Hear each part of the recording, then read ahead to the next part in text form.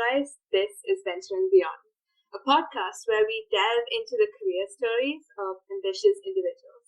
Today we have with us Rohan Bilimoria, a senior legal counsel for a Big Four bank in Australia, a former in-house counsel at KFC Asia and Pizza Hut Asia Pacific, and an international attorney for Magic Circle law firm, Linklaters, and US law firm Mayer Brown. He's also the founder of Law Ninjas. So welcome, Rohan. It's brilliant to have you here. How are you doing? Thank you so much for having me, Nimi. And yeah, no, it's an absolute pleasure being here. I'm calling you today from Sydney in Australia. So we're under lockdown. So, it's not the best of circumstances, but I'm very, very excited to be talking to you for the next hour or so about pretty much anything that you ask me. Perfect. That's what we love to hear. I just kind of wanted to bring up a lot of the students and the young professionals that we've talked to while building AdventuRise, they're also considering their career aspirations and their futures and things like that, right? So I hear a lot that a lot of people are quite anxious or confused. And I kind of wanted to bring a point that you mentioned in our previous call with mental health, which is often overlooked of the conversation. So I wanted to hear your thoughts about what you've observed so far, and what could students do to get a better handle of the situation. Yeah, I think mental health has always been something that has been obviously super important, because when your body's aching or you have a fever, you go to a doctor and you get medicine and you get sort of cured or healed after a few days. For mental health, it's always been something either that is you don't know a lot about, nobody talks about it, and even if you have an issue, you don't go and seek help because it's seen as there's a stigma associated with it. But I personally believe, and this is something that I've also struggled with, is that mental health for me, I've never really paid attention to it. I've kind of just said, oh yeah, I'm just stressed out, or I'm not feeling great today, or I'm worried about something or anxious about something.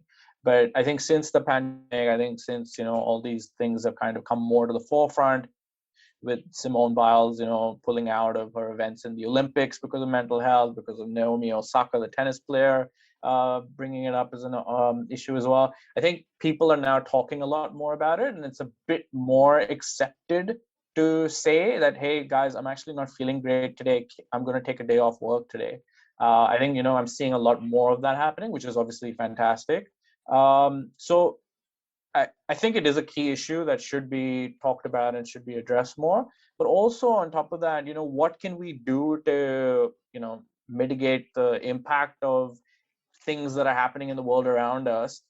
Firstly, definitely find an outlet for yourself. So whether that's exercise, a walk, or taking your dog out for a run, or whatever it is, you need that outlet. Whether it's music, or just having a nap, or taking a long warm bath with candles and Beethoven playing in the background. Whatever it is, you need to find that for yourself, and different things will work for different people. And the other thing you need to also do, and don't be scared to do it, is go seek help. Like, there are, psychologists out there, and this is what they do for a living. Go talk to somebody. Because the thing is, right, unfortunately, when we are feeling low and when we're feeling like something's wrong in our lives, we tend to go to our friends or we go to our family members. And yes, okay, that's free advice, and it's easy to access, and yes, they know us. But that's actually kind of counterproductive in a way, because you don't want somebody who has a bias in that sort of situation. You don't want somebody who knows you too well. So go seek help from a third party who's neutral, who's an expert, who's kind of seen other students or patients or people who've been through similar things, and just talk. I think mental health is something that students, especially, I've been speaking to a lot of students over the last, I don't know, since January last year, so however long that is, 18 months. Since the pandemic kind of kicked off in parts of China and Singapore and so on, it's been tough. And like you said, it's not like you're doing everything virtually. You're not getting to meet people. You're not getting to spend time with your friends. I have a 7 year. He's about to turn 7. I have a 7-year-old son, and he's been in homeschooling for the last 2 months since lockdown. And how do you explain to this young generation of kids who, sorry, you can't meet your grandparents, or sorry, you can't meet your friends, or sorry, you can't have a birthday party, which is something I have to tell my son, that it's tough. So that's kind of my mental health spiel for the day. No, but thank you so much for sharing that. You're right in the sense that, like, not many people are open about it, or there is a bit of a reluctance to share about mental health and what you're feeling. And it's like equally or maybe even more important than physical health, how you Yeah. feel can actually impact your physical health. Everything, it's all linked. So your mental health is linked to your physical health. So for example, one thing I learned fairly recently is that we eat all kinds of things, right? We eat fast food, we drink soft drinks, we drink alcohol, and it impacts everything that's going on in our gut, in our stomach and everything. And gut health is directly linked to everything else that's going on in your life. You might feel depression if you're not keeping healthy down there. You can feel all kinds of things. You feel fatigue and tiredness and all that stuff. So it's all linked. And so yeah, we just need to take care of ourselves better. I'm not saying that I'm amazing at taking care of myself. I'm not, but at least becoming aware of it is, I think, very, very important. Do you have any like resources that you could suggest to students who, I know a lot of people my age wouldn't have, I don't know, the ability to access counselors or talk to psychologists or seek help that way. There are more resources available online recently, but do you have any suggestions? So I'm not the best person to ask, but I would say that there's a few apps now that have come out for like things like, meditation, or reading you a story, or playing music when you're going off to sleep, so it help you go off to sleep. For example, a lot of us have Alexa or Google Home now, I guess, in our homes. And one thing I do every time I'm going to sleep, I play sounds of the ocean. It just helps with, peace of mind, relaxation, allows you to have a really good sleep. But yeah, feel free to reach out to me as well, if you need any specific advice. Again, I'm not an expert on mental health by any stretch of the imagination, but I think for lawyers and law students, I understand a lot of the things that they go through. Law students, we're all high achievers. We're all overachievers. We all got pretty good grades at high school, and so then we kind of got into law school thinking, oh yeah, this is, I've made it. And then you realize, everybody else in law school is super smart as well. So I need to keep up. I need to push myself. A lot of the students I speak to, they're in the sort of law in India and other places, even in Australia. It's like a 5-year journey. Usually combine it with another degree like arts or commerce or something. And so, the first year students, who still have such a long way to go, they're like, oh, I haven't got any internships. I don't know what to do. I don't know which kind of lawyer I want to be. And, they get stressed out about it. I'm just like, guys and girls, like the first 2 years of your law school journey, just don't worry about all that stuff. Just absorb as much as you can, enjoy it, learn as much as you can, meet people virtually or physically, however you can. Just take it all in, because don't try and start running that rat race so quickly, because you'll have more than enough time in the rest of your career to do that. So I think stress, all those stresses I understand. I think for lawyers as well, at law firms, I understand the stresses they're faced, because unfortunately the law firm model is based on the fact that how many billable hours you clock up in a day or in a month, you're rewarded on that basis. So you have to hit certain targets. If you go over those targets, then you get bonuses, all those things. And so there's an incredible amount of pressure, incredible amount of stuff that lawyers have to go through, which again nobody talks about. Um, I have to admit, I've worked for some of the best firms in the world, and I didn't see mental health being talked about that as much as it should have been. Even though it was a real issue, and it continues to be a real issue with a lot of my friends who are at law firms. I wanted to ask you, why you decided to choose law as your niche and why you wanted to study it. How, if you have any advice for people who are currently interested in law and wanting to go into it, they're not sure. So, what made you decide to go down this path? I think, and this is not just for lawyers or students who are looking to get into the law, it's for anyone. If you want to be something, or if you're looking at a particular career path as an option, my advice to you is two words, which is look up. And what look up means in this context is look up at the people who are doing what you want to do and speak to them.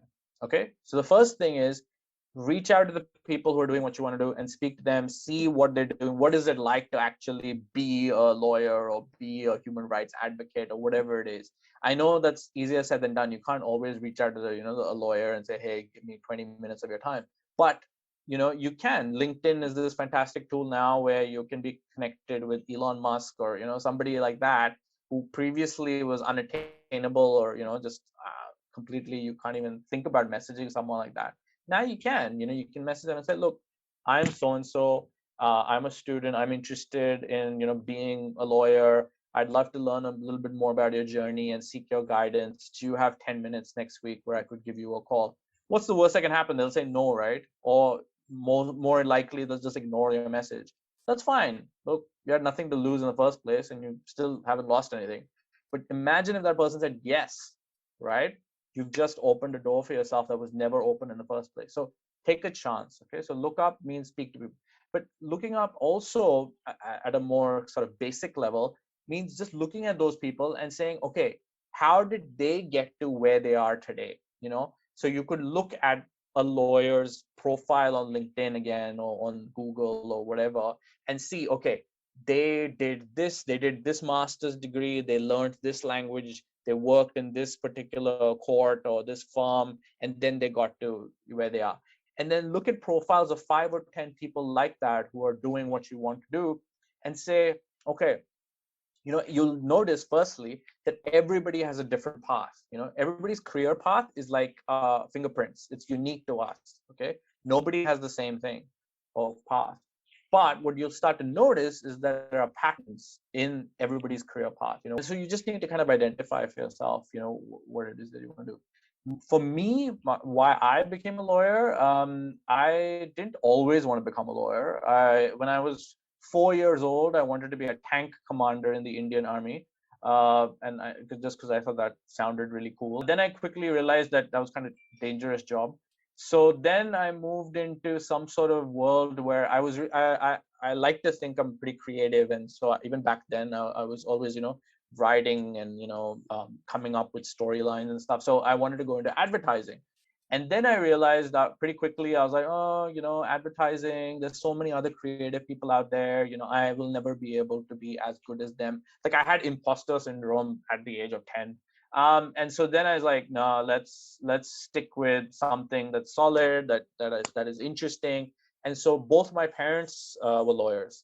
And so I kind of saw what they did. And my dad was an in-house lawyer for Pepsi and Nestle for many, many years. And I really liked what he did and what his colleagues and peers did. And they were really interested in their jobs and they loved their jobs. And so that was something that I said, okay. And then obviously I watched a lot of TV shows like The Practice or Boston Legal. Suits wasn't around back then, but now people have Suits on Netflix to watch. And then I used to read a lot of John Grisham thrillers and Earl Stanley Gardner, Perry Mason thrillers. And so, yeah, books, TV, all that stuff kind of got me into it.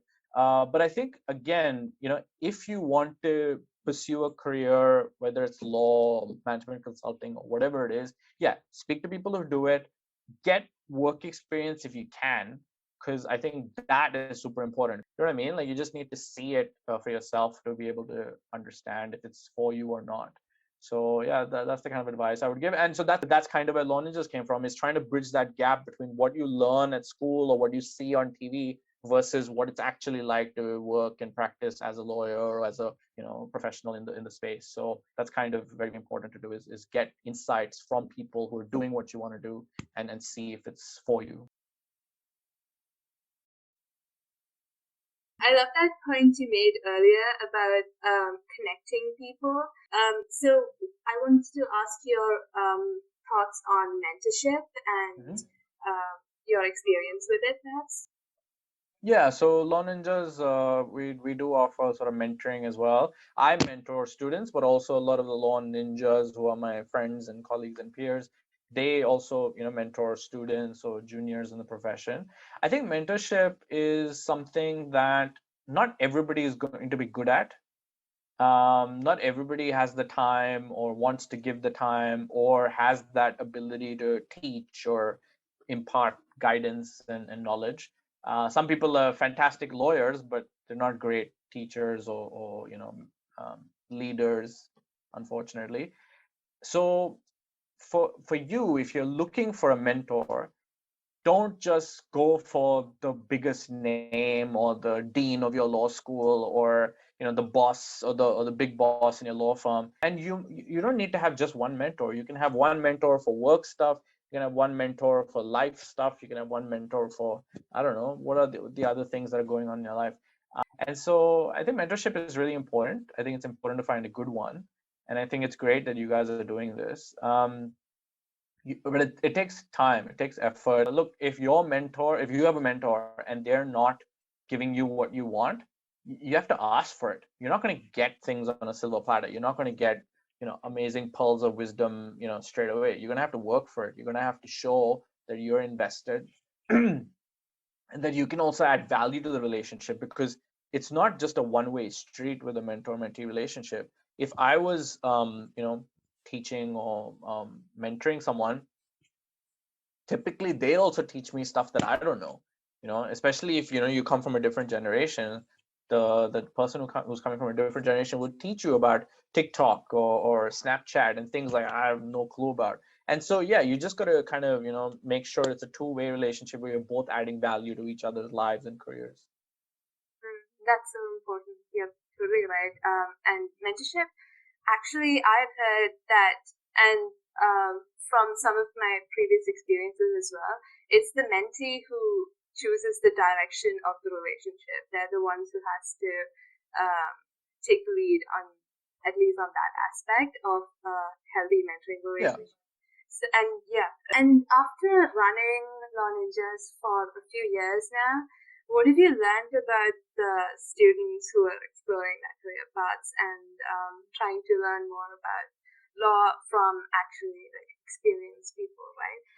What are usually the biggest concerns that you've noticed, and have the solutions and advice been effective? Like, what is the response like? Yeah, so I've spoken at 45 universities around the world over the last few months. And yeah, the questions are quite similar. You do get a few curveballs now and then, but the questions are quite similar in the sense of, how do I know what area of law to go into? I can't get an internship. What should I do? Or I give a lot of advice about how to draft a good CV or how to draft a good cover letter, and so questions related to that. And yeah, so those are the people. Look, students, they just want to be successful. They want to get a job. They want job security. They want money to pay rent, pay for things, right? So everybody wants that. We want security. And on top of that, so that's obviously, you're stressed out about that. Then on top of that, you add this layer of competition, and that everybody's kind of against each other. There's limited spots. What do we do? At the end of the day, students just want guidance. They want to hear what it's like to be a lawyer in the criminal law space or in the corporate space, because again, our entire sort of belief system or our entire sort of perception of the legal industry is what we see on TV or what we read in our books or what we hear about in our lecture theaters at university. But it's none of those things. I wish my life was like Harvey Specter in Suits, but it's not. If we made a TV show about my life, you'd just see a guy sitting at a computer the entire day, and going for a bathroom break once in a while. That's a terrible TV show. So yeah, you just gotta, I think about it. And yeah, so students want to know what it's actually like. So yeah, you just gotta keep like you said, you gotta keep adapting to what's going on in the world and what students are looking for. Is there anything in the profession that not many people talk about? Okay, yes. So yeah, again, firstly, mental health, nobody talks about it, or maybe now slowly, but again, not really. Secondly, because lawyers are overachievers, they like, they want to be the best, they want to do all that.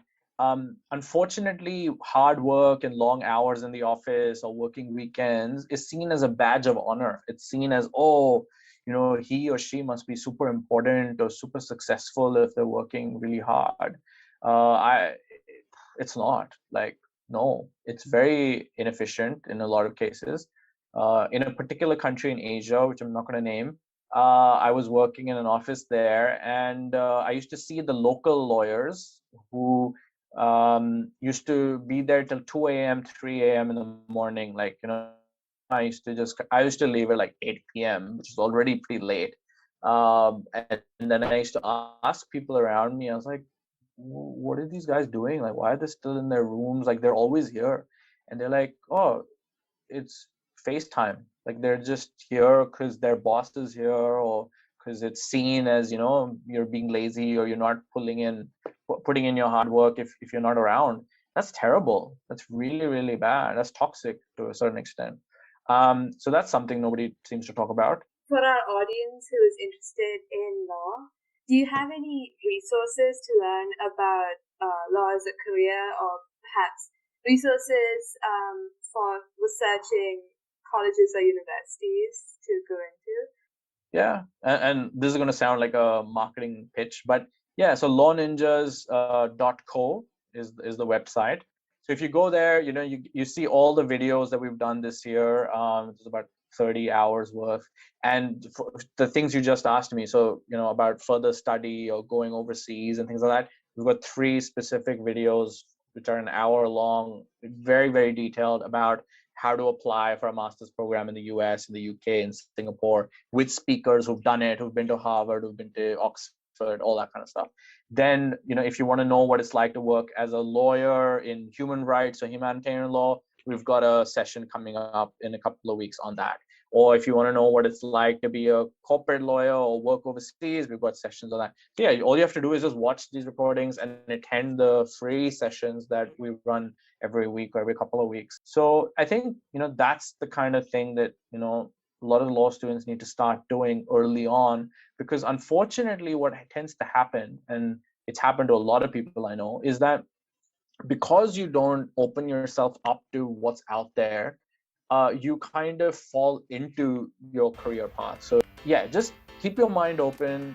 Don't put blinkers on, at least, at the early stage of your career, because yeah, you just don't know what you're going to miss out on if you do that. Yeah, I completely agree. And that's kind of what we're also promoting, right? Like career exploration. And so it makes sense to be able to talk to people who have more experience and to learn more about what we actually want to do.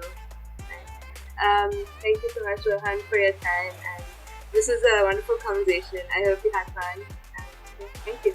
No, thank you so much for having me, and good luck. And yeah, do stay in touch.